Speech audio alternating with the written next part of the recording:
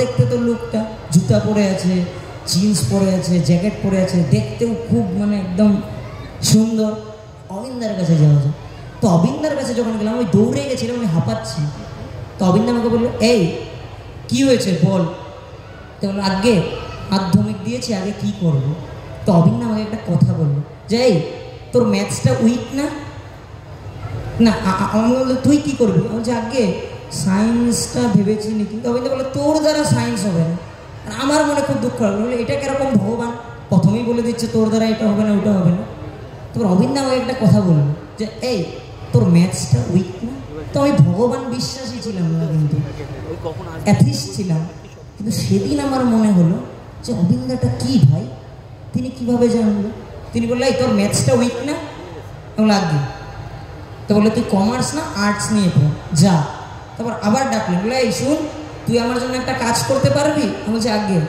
বলেছে, আমার জন্য 50টা লোক তুই নিয়ে আন আমার বাবার জন্মদিন। আমি বলছি, আগে ঠিক আছে। তারপর আবার বলে, শুন, প্রত্যেক সেমিস্টারে আমাকে একবার একবার করে মুখ দেখাবি কিন্তু। আমি বলছি, আগে। আমি চলে আসলাম। আর আমার গুরু ভাইদের সাথে সম্পর্ক ঠিক ছিল না। আমি সৎসঙ্গ মন্দিরে তখনই যেতাম যখন সৎসঙ্গে আনন্দবাজারে পনির হতো, মানে খেতে যেতাম আর কি, লিটারেলি। আমার ঠাকুরের সাথে সম্পর্ক ছিল না। কিন্তু এই যে অবিন্দা বলেছে যে 50 জন লোক নিতে হবে, তো আমি একটু মানুষকে রিকোয়েস্ট করা আরম্ভ করলাম যে চলো চলো চলো আমার সাথে দেওঘর চলো, আমার সাথে দেওঘর চলো। ওরকম করে দেওঘর নিয়ে গেলাম। আর ওই দেওঘর যাওয়ার পরিক্রমায় কী হলো যে আমার ক্লাস 10-এর রেজাল্ট, এক্সাম কিন্তু খারাপ দিয়েছিলাম, কিন্তু ক্লাস 10-এর রেজাল্টটা ভালো হয়ে গেল। ফার্স্ট ডিভিশন 4টাতে লেটার পেয়ে গেলাম, 74% পেয়ে গেলাম। কিন্তু 75%-এ ল্যাপটপ দিত। তো মনে মনে বলছি যে ভগবান কাজ করলো, কিন্তু আরেক % দিতেই পারতো, ল্যাপটপটা দিল না। ঠিক আছে, 75 হয়ে যেত। তো ওরকম করে দেওঘর গেলাম 50 জন লোককে নিয়ে। তো তারপর একটা খুব ভালো কলেজে আমার অ্যাডমিশন হয়ে গেল, রঞ্জিত শর্মা একাডেমি জুনিয়র কলেজ, মঙ্গলদয়ে আছে। তারপর আমি ভগবানকে ভুলে গেলাম কিন্তু, যে হয়ে গেছে, অবিন্দা চমৎকার করে দিয়েছে, কাজ করে দিয়েছে, ব্যাস শেষ। এইবার আমি নিজের মতো করে করি। আর আমার সর্বপ্রথম সমস্যা কী এসেছিল জানেন? রঞ্জিত শর্মা একাডেমিতে গিয়ে যেখানে টাই বানতে হতো, গলায় টাই। আর আমি ছিলাম সরকারি স্কুলের ছাত্র। তো আমি ইউটিউবে ডালতাম যে টাই কেসে বানতে হয়, বানতাম টাই, হয়ে যেত শিবের গলার সাপ। ঠিক আছে। তারপর কি হলো যে রঞ্জিত শর্মাটা খুব হাই সোসাইটির ক্লাসের লোক ছিল, তারা খুব ইন্টেলেকচুয়াল ছিল, ইংরেজিতে কথা বলতো, ভালো পড়াশোনা জানতো। কিন্তু আমি আমার আসামের ক্যাপিটাল যে গুয়াহাটি, এটাও জানতাম না, বা আসামের মুখ্যমন্ত্রী যে ওই সময় সর্বানন্দ সোনোয়াল আছে, এটাও জানতাম না। তো আমার সাথে গ্রুপিজম আরম্ভ হলো, যে ক্লাসের ছেলেপেলেরা, মেয়েরা আমার সাথে মিলামিশা বন্ধ করলো। আমার টিচাররা আমাকে এইটিকিং করা আরম্ভ করলো যে তোমার এই হয়েছে, সেই হয়েছে। আমি আস্তে আস্তে ক্লাসে যাওয়া বন্ধ করলাম। তারপর আমি মোবাইল অ্যাডিকশানে চলে গেলাম, যে এমন আমার দিন যেত আমি 24 ঘন্টা ফোন দেখছি, জলও খাচ্ছি না। তো এমন করে করে একদিন প্রায় 4 দিন না 5 নম্বরের দিন চলে আসলো, যে আমি মোবাইলে দেখে যাচ্ছি, জলও খাচ্ছি না, কিছু খাচ্ছি না। আর আমি আকাশের তারা দেখছি, বিছনার চাদর দেখে ভয় পেয়ে যাচ্ছি, এই হয়ে যাচ্ছে, সেই হয়ে যাচ্ছে প্রথম। তো আমাকে ডাক্তাররা বললো যে তোমার মেন্টাল প্রবলেম আছে, মানে তুমি পাগল হয়ে গেছো। আর একটা আমি কাণ্ড করেছিলাম যে বিয়ারের বোতল দিয়ে প্রিন্সিপালের ক্যাবিন মানে ভাঙিয়ে দিয়েছিলাম, তার জন্য আমাকে কলেজ থেকেও রেস্টিকেট করে দিয়েছিল। তো তখন এমন একটা সময় যে আমাকে কলেজ থেকে রেস্টিকেট করে দিয়েছে, প্লাস আমাকে ডাক্তার বলছে তুমি পাগল, তোমার মেন্টাল প্রবলেম আছে, তুমি এই ওষুধ খেতে হবে, সেই করতে হবে, পড়াশোনা করতে পারছি না, মা বাবাকে বলতে পারছি না, জীবনে এমন দশা হয়ে গেছে। তারপর আমার মনে পড়লো যে আমারও দাড়িওয়ালা একটা ভগবান দেওঘরে বসে আছে। আমি অবিন্দার কাছে গেলাম, অবিন্দাকে 1 দিন খুঁজলাম, 2 দিন খুঁজলাম, 3 দিন খুঁজলাম, অবিন্দা নেই। তারপর দুলনা একটা আছে না, যেখানে আমরা পূজনীয় মাকে প্রণাম করি, সেই দুলনা আছে না, তো সেই দুলনার পরে আমি বসে নাম করলাম সকাল থেকে যে অবিন্দা অবিন্দা, অবিন্দাকে পেতে হবে, অবিন্দাকে পেতে হবে। তো অবিন্দা দুপুরে ভাত খেয়ে হাত ধুতে আসলো। ঠিক আছে, তারা ভাত খেয়ে অবিন্দা হাত ধুতে যখন আসলো, তখন আমি অবিন্দাকে বিরাট বড় একটা গল্প শুনলাম যে দাদা আমার জীবনে এই হয়েছে, এই হয়েছে, আমি নেশা করেছি, এই করেছি, আমি ঘরের লোককে বলি আমি পাগল হয়ে গেছি, হ্যাঁ তেন একটা বিশাল বড় কথা অবিন্দা তাকে বললো। তখন অবিন্দা আমার বা হাত দিয়ে এই কাঁধে হাত রাখলো, হাত দিয়ে অবিন্দা একটা লাইন বললো যে ঘাবড়াবি না, আমি আছি তো, মানে don't be panic, I am with you, আমি আছি। আর সেই কথাটা শুনে আমার মনে একটা আলাদা জিনিস জাগলো। আমি খুব দুঃখ পেলাম যে অবিন্দা অন্য লোককে এত কিছু বুঝিয়ে বলে, কিন্তু আমাকে শুধু বলল যে তার মানে আমি তোর সাথে আছি। তো আমার একটা বন্ধুকে ফোন করলাম আমি, সমু বলে, আমি বললাম দেখ না, অবিন্দা সবাইকে এত কিছু বুঝিয়ে বলে, হয়তো আমি এতটাই বাজে যে অবিন্দা আমার সাথে কথা বলাই পছন্দ করে না। তখন সে আমাকে একটা এক্সাম্পল দিল, বললো ঘরে যখন দুটো বাচ্চা হয় তখন যে বাচ্চাটা সবার থেকে চঞ্চল, মা বাবা তার পিছনেই সময় দেয়। বললো যেই বাচ্চাটা চঞ্চল না তার পিছনে সময় দেয় না। বললো অবিন্দা তো তেরে উপর বহুত বিশ্বাস, বললো অবিন্দা তোকে অনেক বিশ্বাস করে। আর সেটা কথা আমার মনে লাগবে। আমি বললাম যে অবিন্দাকে খুশি করার জন্য এবার আমি কাজ করব। হয়তো আমি মা বাবাকে করিনি, কাউকে করিনি, কিন্তু আজকে আমার ভগবান, যিনাকে বিশ্ব ব্রহ্মাণ্ডের এত এত লোক বলে, যাকে আমি চিরকাল এত বাজে বলেছি, সে আজকে আমাকে বলছে যে আমি তোর সাথে আছি। তারপর একজন মাইনাদা বলে ওএনজিসির ইঞ্জিনিয়ার আছে, আমি তাকে জিজ্ঞাসা করলাম, আচ্ছা তুমি যে অবিন্দার সাথে থাকো, আমারও থাকার ইচ্ছা, তোমার কী করলে অবিন্দা খুশি হবে? বললো তুই কী করছিস? আমি 12 দিচ্ছি। বলছে তুই যদি 12টা ভালো রেজাল্ট নিয়ে পাস করিস তাহলে অবিন্দা খুশি হবে। আমি বললাম 12টা ভালো রেজাল্ট? আমি তো পড়াশোনাই জানি না, আমার তো এতটুকু খারাপ। তারপর আমি অবিন্দার একটা ছোট ছবি নিয়ে গেলাম, আমার ভাড়া রুমে অবিন্দার ছবিটা বসালাম। তখন আমার কলেজে প্রিন্সিপালের হাতে পায়ে ধরে রেস্ট্রিকশন উইথড্র করালাম। আমার পরীক্ষার 3 মাস বাকি। যখন আমার বন্ধুরা বলছে যে আমার বই পড়া শেষ হয়ে গেছে, আমাকে বই খুঁজতে লেগেছে 3 দিন, বইয়ের উপরে ধুল ঝাড়তে লেগেছে 2 দিন। আর যখন কলেজে পরীক্ষা শেষ হয়ে গেছে, তখন কলেজের পাতা হয় না, আমরা স্কেল দিয়ে যেটাকে ছাঁটাই করি, আমি সেটা ছাঁটাই করাচ্ছিলাম।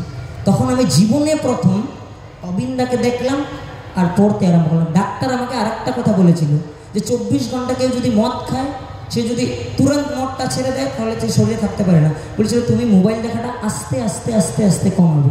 কিন্তু বাবার সাথে ঝগড়া করে আগস্টের 3 তারিখে নকিয়ার একটা ছোটো কিপ্যাড ফোন নেই, আর অবিন্দার ছবি দেখে পড়াশোনা আরম্ভ করি। আমি খুব সমস্যায় ছিলাম সেই 3 মাস। শুধু ঘি ভাত আর আঙ্কেল চিপস খেতাম, বই ছুঁড়ে ফেলে দিতাম, মাথায় ওয়ালে মারতাম, কিন্তু অবিন্দার ছবি দেখেছি আর পড়েছি। সেই 3 মাস আমার কিচ্ছু একটাও মনে হলো না যে আমি নেশা করি। আমার একদিনও মনে হলো না যে আমি পড়াশোনা করতে পারি না, একদিনও মনে হলো না যে আমি ইংরাজি পড়তে পারি না, একদিনও মনে হলো না যে আমি বানান করে শব্দরাখর করতে পারি না। আমি শুধু অবিন্দার ছবি দেখলাম আর পড়লাম, অবিন্দার ছবি দেখলাম আর পড়লাম। তারপর যেদিন আমার রেজাল্ট আসলো, রেজাল্টের দিন সকালে আমার স্যার আমাকে 5টার দিকে ফোন করলো যে অর্ণব কোথা স্যার, কলেজে তো যে কোন জায়গায় আসো তুমি, কলেজে আসো। তো আমরা যারা যারা ছেলেপেলেরা ঘুরছি, আমরা কিন্তু বাজে ছেলেপেলে।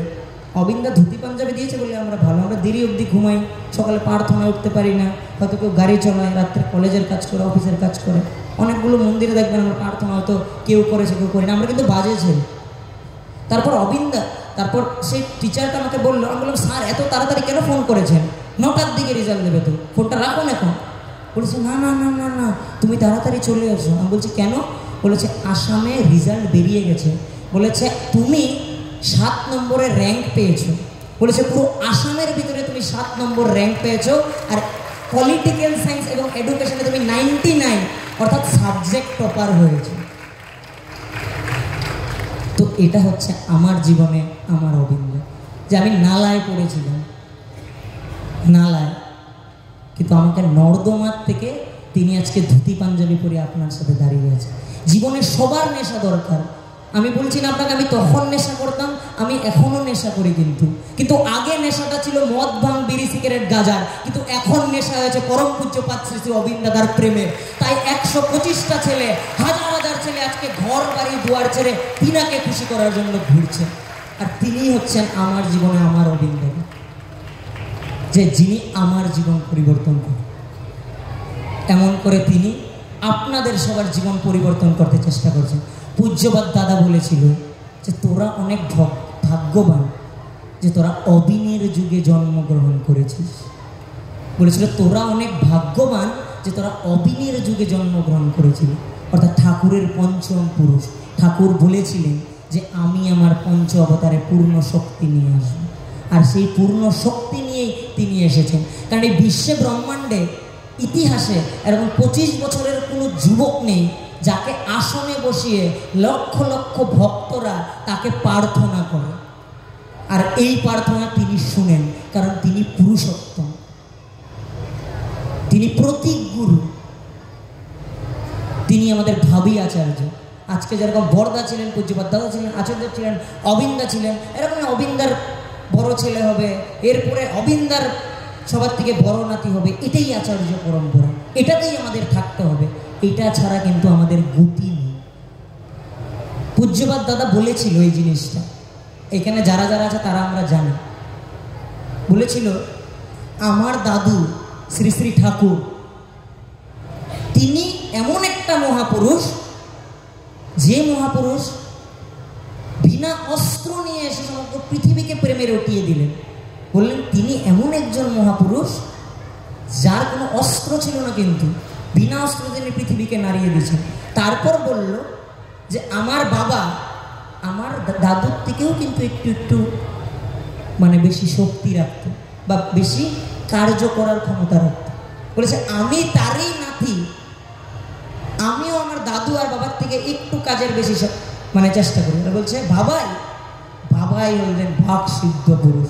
বলছে বাবায়ের আদেশ নিয়ে এই জীবনে যদি কেউ কিছু করে তাহলে সে শুধু এই জীবনে না, তার পরবর্তী জীবনেও তার ফল পাবে। তারপর পূজ্যপাদ দাদা বলেছিল, this is of the record, কিন্তু এটা অফ দ্য রেকর্ড বলছি, যে আমি আমার দাদু আর বাবাই তার মাঝখানে যত শক্তি ছিল এর থেকে 10,000 গুণ বেশি শক্তি অবিনের কাছে আছে। তিনি বলেছিলেন যে তার সাথে হবে যুক্ত সে হবে মুক্ত, না হলে হবে সুপ্ত। এটা পূজ্যপাদ দাদার বলে যাওয়া, যে তার সাথে হবে যুক্ত সে হবে মুক্ত, না হলে হবে সুপ্ত। এই জিনিসটা অন্যভাবে নেবে না। যেটা পাওয়ারের থিওরি থাকে, পাওয়ার সবসময় বাড়ে, ইনক্রিজ হয়, ডিক্রিজ হয় না। তাই ভাবুন আচার্যদেব এবং অবিন দাদা তিনার ঘরে বসে থেকে আপনাদের সবার কথা চিন্তা করেছেন, যে তিনি আপনাদের বাড়িতে আপনার বাড়ির পাশের মানুষটা কি অসুস্থ আছে সেটা তিনি চিন্তা করেছেন। এটাই হচ্ছে অবিন দাদা। আর ডিপি ওয়ার্কের আরেকটা ঘটনা বলি, তারপর শেষ করব, সময় হয়ে এসেছে। যে আমরা খুশিনগর বলে একটা জায়গায় একটা ছেলেকে খুঁজছিলাম। এই ঘটনাটা অনেক জায়গায় বলেছি, অনেকে জানেন, অনেক কথা জানেন না। খুশিনগরে আপনাদের মতো আমার গুরু ভাই নেই, লোক দেখানোর রাস্তাও নেই। আমরা সেখানে একটা ডিফল্টারের বাড়িতে থেকেছিলাম, তারপর সেই ডিফল্টার আমাদেরকে বের করে দিয়েছে। তারপর কাশিয়াতে একটা ভূতের ঘর ছিল, তো আমাদেরকে বলেছে এই ভূতের ঘরটাতে তোমরা থাকতে পারো। তো আমরা বলেছি আমরা ভূত থেকেও ডেঞ্জার, আমরা থেকে যাব। তো আমরা তার বাড়িতে থাকলাম।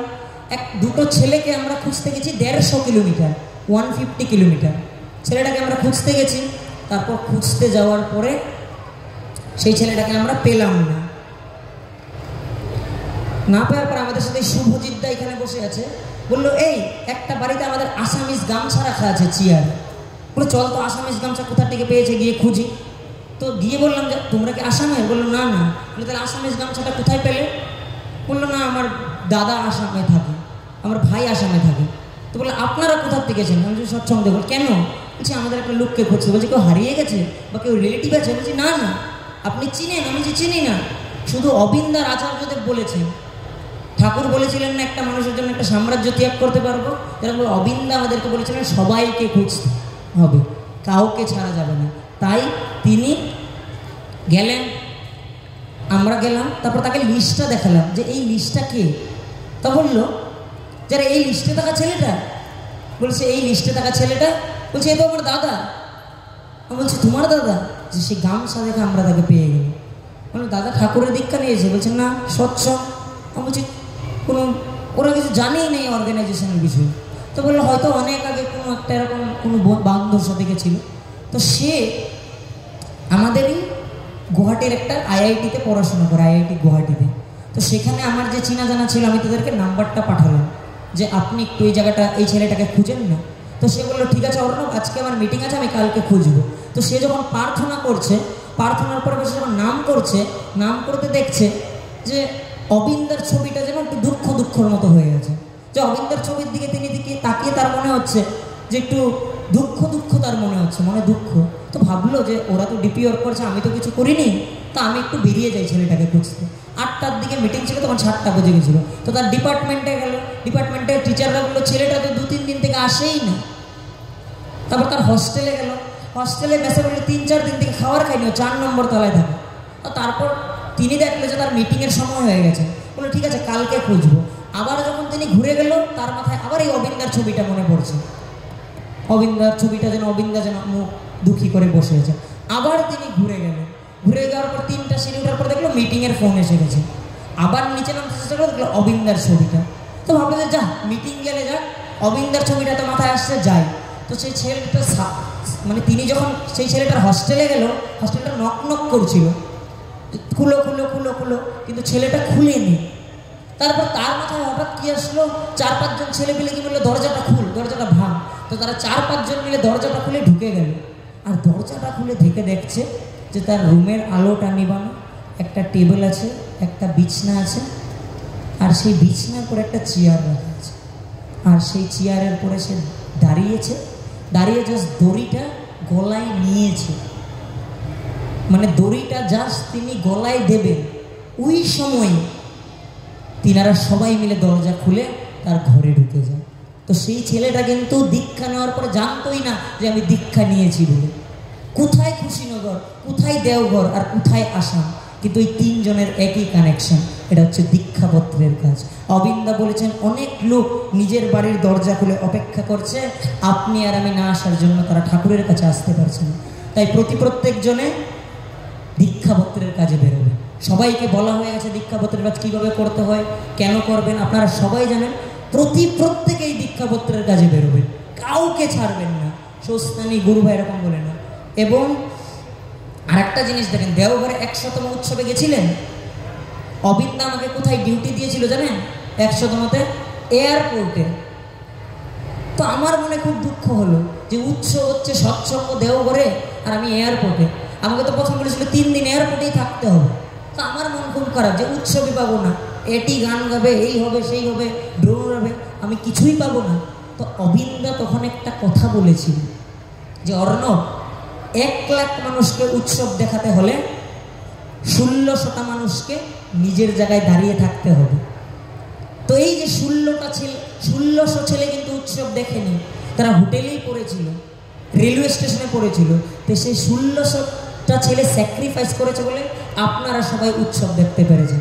তাই আজকে আপনারা যারা যারা দাঁড়িয়েছেন, কষ্ট করেছেন, যারা যারা কাপড় খারাপ হয়েছে, তারা কিন্তু এই জিনিসটা মনে করবেন যে আপনারা দাঁড়িয়েছেন বলে বাকি মানুষরা হয়তো ঠাকুরের সৎসঙ্গটা ভালোভাবে উপভোগ করতে পেরেছে। আর মায়েদের শক্তি বেশি, ডিপিওরকে প্রত্যেক জায়গায় মায়েদের কথাই বলেছি, তাই দেখবেন ঠাকুর জলটা মায়েদের দিকেই দিল। যে দাদাদের দিকে দিলে বলতো বাপরে বাবা আমার সার্ফ এক্সেল খরচ হবে, নতুন ধুতি, আমি চলি। কিন্তু মায়েরা নিজেদের শাড়ি খারাপ করে হলেও নিজের জায়গায় দাঁড়িয়েছিল। তাই ঠাকুর যার ক্ষমতা আছে তাকেই দেয়। তো এটাই হচ্ছে বিষয়। আচার্যদেব আর অবিন্দাদা এবার আপনাদের জায়গায় আসতে চাইছে। তিনি 40% ডিপি করতে বলেছেন। মানে আপনাদের হাওড়া জেলাতে 5 লাখ লোক আছে যারা ঠাকুরের কাছে জড়িত, কিন্তু শুধু আমরা 50,000কেই ফিরাতে পেরেছি। তো 40% মানে অ্যাটলিস্ট 1,70,000-এর কাছাকাছি লোককে আপনাদের ফিরাতে হবে। তার জন্য সবাই দীক্ষাপত্রের কাজ। আচ্ছা, আমরা সবাই নিজেদের হাতটা উঠাই তো একটু। যারা সোলজার তারা হাত উঠাবেন না, যারা মিটিংয়ে ছিল হাতটা নামা। এবার সবাই জুড়ে হাতটা তুলুন। তো বিষয়টা হচ্ছে যে আমরা প্রথমে কিন্তু এরকমভাবে হাতটা তুললাম, কিন্তু আমাদের শক্তি কিন্তু এরকমভাবে হাতটা তোলা। তো অবিন্দা বলেছেন যে আমি সপ্তাহে 1 দিন বেরোতে পারি, মাসে 1টা দিন বেরোতে পারি, দিনে 2 ঘন্টা বেরোতে পারি, কিন্তু যখন দীক্ষাপত্রের কাজে বেরোবো, ঠাকুর আচার্যদেব অবিন্দাদাকে মাথায় নিয়ে সেদিন সর্বরূপে যেরকম আমরা হাতটা তুলেছি, ওরকম সর্বশক্তি দিয়ে আমরা দীক্ষাপত্রের কাজে বেরোবো। তাই প্রত্যেকজনে যেমনভাবে পারেন দীক্ষাপত্রের কাজ করবে। এবং অবিন্দা বলেছেন কর্মীদেরকে, যাজক অধূর্য ঋত্বিক দেবতাদেরকে যে মন্দিরের দায়িত্বে থাকতে না, তিনি চাইছেন যে তারা ফিল্ডে যায়। খবর পেলাম যে অবিন্দা বলেছেন, আচার্যদেব নির্দেশ করেছেন যে কর্মী দাদারা যারা যারা আছেন তারা নিজেরা জুন অঞ্চলে থাকে সেই অঞ্চলে 100% করতে চেষ্টা করো, যে নিজে মোবাইল ফোন শিখে রিচ শিখা। সৎসঙ্গের পরে ধনী হওয়ার পরে আপনারা 5 মিনিট বসবেন, অবিন্দা আপনাদের সবাইকে একটা জিনিস শিখাতে বলেছে, অরিত্র ভাই শিখাবে। তো অবিন্দা বলেছেন যে আমরা ঋত্বিক দেবতারা, যাজক দেবতারা, অধূর্য দেবতারা নিজে গিয়ে সেই জিনিসটা শিখবো, রিচ করব, লোকেশন দেওয়াবো। তাদের বাড়িতে যাব। আর তিনি মন্দির পরিচালনা সমিতিতে ঋত্বিক দেবতা, যাজক দেবতা ও দুর্য দেবতাদেরকে পরিচালনা সমিতির থেকে বাইরে বেরিয়ে ফিল্ডে কাজ করতে বলেছেন। তিনি সর্বসাধারণ গুরু ভাইদেরকে দিয়ে কমিটি বানাতে বলেছেন। 3টা পোস্ট আছে, কেয়ারটেকার, অ্যাকাউন্টেন্ট, কোঅর্ডিনেটর, এবং 62টা বেলার প্রার্থনার লিস্ট করতে বলেছেন, যে 30 দিন বা 31 দিন 62টা বেলা হয়। এই 62টা বেলাতে আমরা 62টা পরিবার সিলেক্ট করব, আর তাদেরকে বলবো এক বেলা করে মন্দিরে এসে প্রার্থনা করো।